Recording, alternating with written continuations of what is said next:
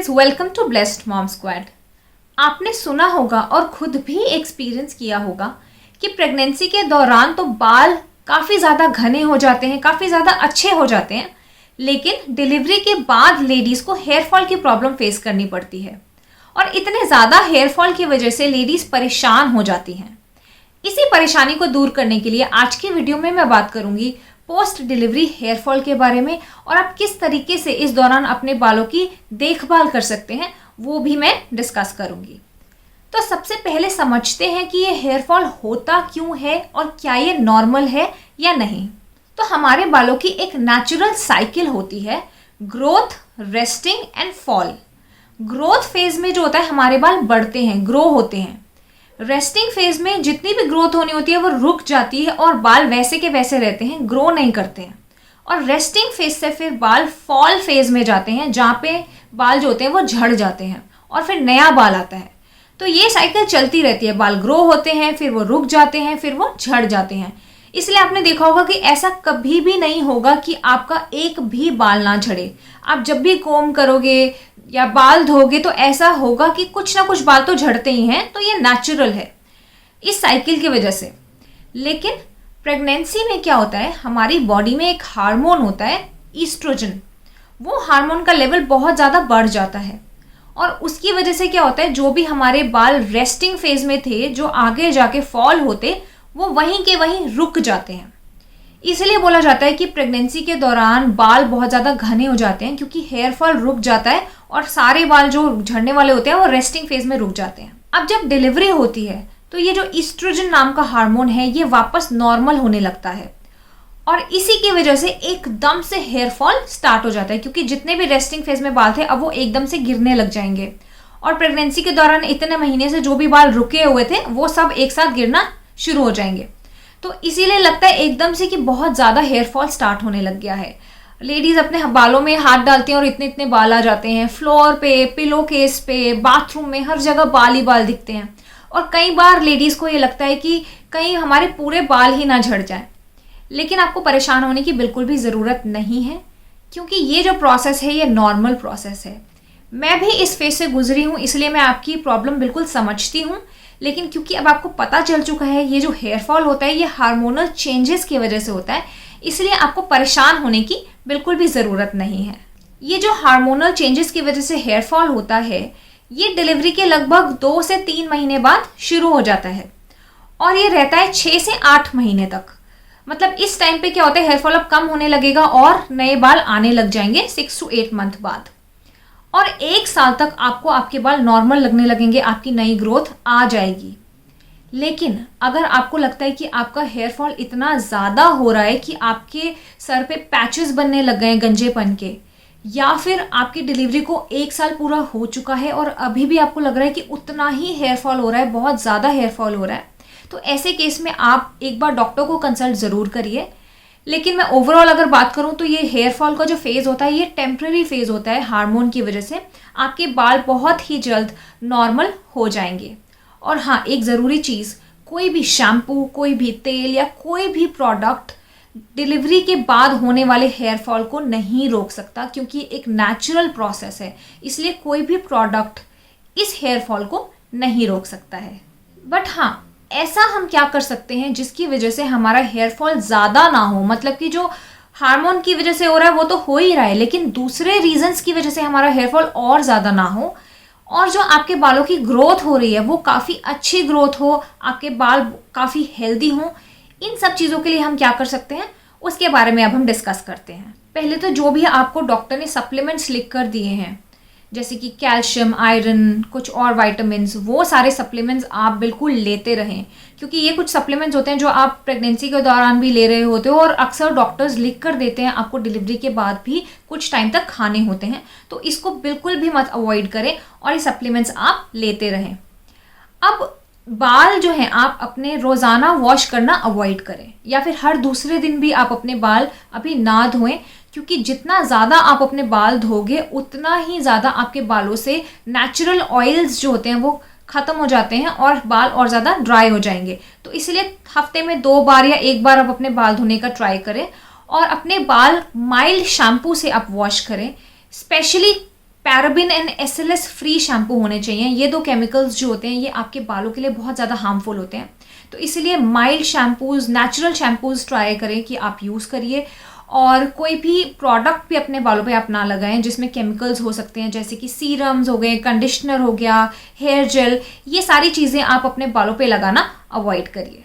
अब जब hair wash कर लोगे आप, तो आप ट्राई करिए कि आप अपने बाल नॉर्मली सुखाएं, यानी कि नॉर्मल एयर ड्राई करें। अपने बालों पे ब्लो ड्राई या स्ट्रेटनिंग आयरन या फिर कर्लिंग मशीन्स ये सब आप ना लगाएं, क्योंकि इससे बहुत ज़्यादा बाल डैमेज हो जाते हैं। और ऐसे टाइम पे अगर आप ये सब करोगे तो आपका हेयर फॉल और ज़्यादा बढ़ जाएगा। तो अपने बालों पे हीट लगाना बिल्कुल आप अवॉइड करें। और जब आप अपने बालों की कोम करेंगे तो आप ट्राई करिए कि आप वाइड टूथ कोम यूज़ करें, जिससे कि जो होता है बाल ज़्यादा नहीं झड़ेंगे। जैसे कि मैं आपको दिखाती हूँ, मेरी ये कोम है, ये देखिए, ये वाइड टूथ कोम होती है। इसके जो ब्रिसल्स होते हैं ये थोड़े खुले खुले होते हैं, जिसकी वजह से बाल आसानी से जो होते हैं सुलझ जाते हैं और ज़्यादा टूटते भी नहीं हैं। और जब आपके बाल गीले होंगे, जब आप धो कर आओगे अपने बाल वॉश करोगे, तो अपने गीले बालों में आप ब्रश यूज़ करना अवॉइड करिए, क्योंकि जब बाल गीले होते हैं तो बाल बहुत ज़्यादा वीक होते हैं। तो ऐसे में जब आप हेयर ब्रश यूज़ करोगे तो बाल और ज़्यादा टूटेंगे। तो आप या तो अपने हाथों की उंगलियों की हेल्प से जो है अपने बाल सुलझा सकते हो, या फिर ये जो मैंने आपको वाइट टूथ कोम दिखाई है इससे भी आप हल्के हल्के अपने बालों में जो भी उलझने हैं वो आप सुलझा सकते हैं। और एक और चीज़, आप अपने गीले बालों को बिल्कुल भी ना बांधें, क्योंकि इससे भी बाल टूट सकते हैं। तो अब बात करते हैं बहुत ही ज़रूरी चीज़ के बारे में, जो कि बालों के लिए बहुत ज़्यादा अच्छी मानी जाती है, जो कि है ऑयलिंग। तो आप ये ट्राई करें कि हफ्ते में कम से कम एक बार आप ऑयलिंग ज़रूर करें।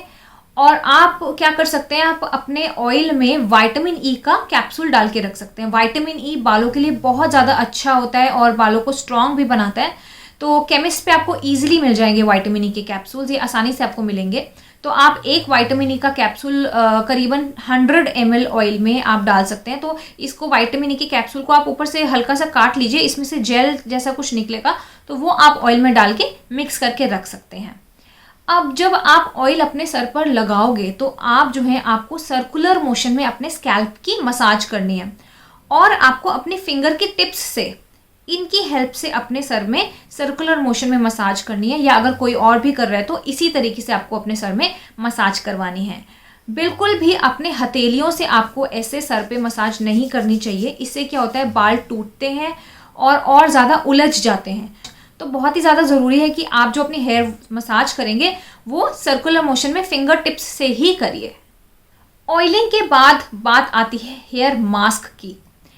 तो जो सबसे बेस्ट हेयर मास्क इस टाइम पे आपके लिए हैं, पहले तो आपको नेचुरल हेयर मास्क ही यूज़ करने हैं। अगर मार्केट से कोई हेयर मास्क आ रहा है वो आपको इस टाइम पे यूज़ नहीं करना चाहिए।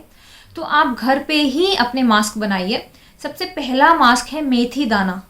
तो मेथी दाना को आप रात को भिगा के रख दीजिए थोड़े पानी में, और अगले दिन पानी के साथ ही उसको ग्राइंड कर दीजिए और इसकी पेस्ट बन जाएगी। अब ये पेस्ट आप अपने रूट्स में बालों की लगाइए, अच्छे से बालों में लगाइए, और कम से कम 30 मिनट्स तक आपको इसको अपने बालों में रखना है। और उसके बाद आप शैम्पू कर लीजिए, माइल्ड शैम्पू से आप हेयर वॉश करिए। जब आप ये पैक लगाएंगे, कोई भी ये पैक लगाएंगे, तो आपको ये ध्यान देना है कि आप अपने बालों को ढक लें। या तो आप शावर कैप्स आती हैं वो पहन लीजिए, या फिर पॉलीथिन्स आते हैं वो लगा लीजिए सर पर, लेकिन सर जो है आप अपना ढक के रखिए ताकि मॉइस्चर अच्छे से आपके बालों में लॉक हो जाए। मेथी दाना मास्क के अलावा आप दही भी अपने बालों में लगा सकते हैं। दही भी बालों के लिए बहुत ज़्यादा अच्छी मानी जाती है। तो आप एक कटोरी दही में लगभग 3-4 चम्मच कोकोनट ऑयल के अच्छे से मिक्स करके अपने आप बालों में लगाइए, और इसी तरीके से 30 मिनट्स तक रखिए, और अपने बालों को जो है ढक कर रखिए उतने टाइम के लिए, शावर कैप या पॉलीथीन जो भी आप यूज़ करेंगे। और उसके बाद माइल्ड शैम्पू से अपना हेयर वॉश कर लीजिए। इससे आपके बालों को न्यूट्रिशन तो मिलेगा ही और बाल सॉफ्ट भी हो जाएंगे। लेकिन आप ये ध्यान रखें कि अगर ठंड है, ठंडा मौसम है, तो आप मास्क लगाना अवॉइड करें, क्योंकि इससे क्या होता है, सर में ठंड लग सकती है और आप बीमार हो सकते हो। और डिलीवरी के लगभग 2 से 3 महीने तक आप मास्क लगाना अवॉइड करें सर पर, क्योंकि ऐसे टाइम पे, स्टार्टिंग टाइम पे बोला जाता है कि आपको ठंडी चीज़ों से दूर रहना होता है। इसलिए आप सर पे मास्क ना लगाएं, उससे भी आपको ठंड लग सकती है। जब आप अच्छे से रिकवर हो जाओगे तब आप ये मास्क लगा सकते हैं। इससे पहले आप गरम तेल से, गुनगुने तेल से जो है आप अपनी मसाज करिए, वो भी आपके बालों के लिए बहुत ज़्यादा अच्छी है। अब इन सब चीज़ों के अलावा आपको अपनी डाइट का भी बहुत ज़्यादा ख्याल रखना है। क्योंकि आपके बाल जो होते हैं वो ग्रो हो रहे होते हैं, तो उनको भी न्यूट्रिशन चाहिए होता है। ऐसे में अगर आप अच्छी डाइट नहीं लोगे तो आपके बालों को भी न्यूट्रिशन नहीं मिलेगा और बाल अच्छे से ग्रो नहीं हो पाएंगे और हेल्दी नहीं बनेंगे।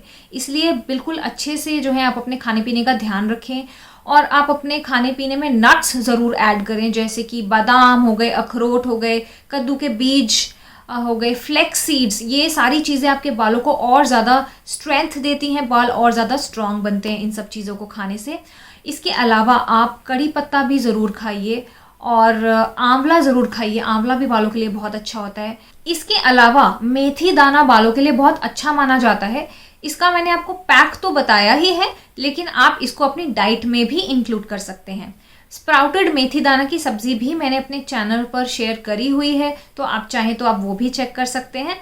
और मेथी दाना वैसे भी डिलीवरी के बाद काफ़ी अच्छा माना जाता है खाना, क्योंकि इससे ब्रेस्ट मिल्क सप्लाई भी बढ़ता है। लेकिन अगर आपको डायबिटीज़ है एंड थायराइड है तो एक बार आप अपने डॉक्टर से ज़रूर कंसल्ट करिए मेथी दाना लेने से पहले, और प्रेग्नेंट लेडीज़ को भी एक बार डॉक्टर से कंसल्ट कर लेना चाहिए मेथी दाना को कंज्यूम करने से पहले। तो ये जो सारी टिप्स मैंने आपसे हेयर केयर की शेयर करी है, इसकी हेल्प से क्या होगा, आपके बाल झड़ तो रहे हैं लेकिन जो ग्रो हो रहे हैं वो काफ़ी अच्छे से ग्रो होंगे और फास्ट ग्रो होंगे, और बालों की हेल्थ जो होती है वो काफ़ी अच्छी बनी रहेगी। तो आप इन सब चीज़ों का बिल्कुल ध्यान रखिए और परेशान बिल्कुल भी मत होइए, क्योंकि ये नॉर्मल है। जैसे कि मैंने आपको बताया, आप खुश रहिए, स्ट्रेस मत लीजिए और अपना ध्यान रखिए।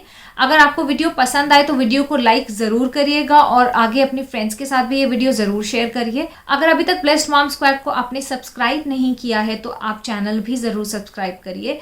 Thank you so much for watching blessed mom squad. Goodbye and take care.